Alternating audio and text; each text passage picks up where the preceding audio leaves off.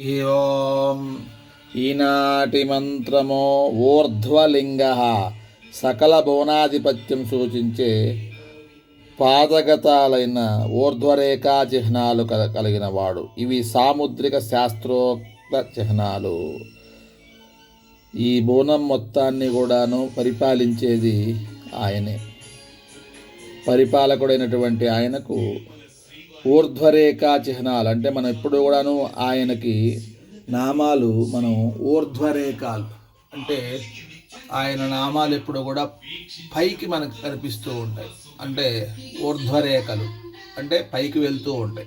అటువంటి ఊర్ధ్వరేఖా చిహ్నాలు కలిగినటువంటి శ్రీ వెంకటేశ్వరుని పాదపద్మములకు నమస్కరించుచున్నాను. మంత్రపఠనం. ఓం ఊర్ధ్వలింగాయ నమః. ఓం ఊర్ధ్వలింగాయ నమః. ఓం ఊర్ధ్వలింగాయ నమః.